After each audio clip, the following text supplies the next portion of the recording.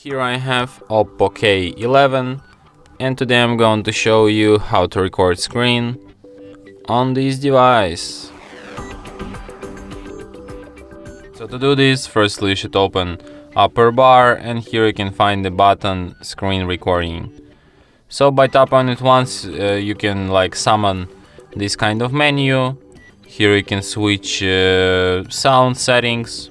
By tap on the red button, recording will start.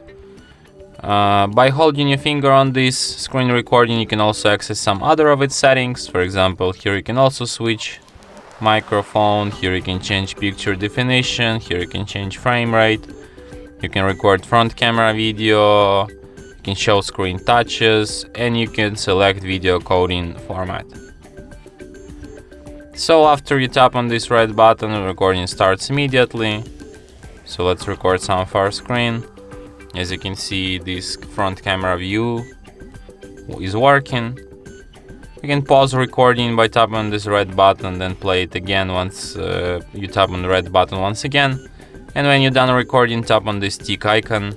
And after that, recording will be saved to the gallery, to the photos, to the album, screenshots or videos. It will be in both albums.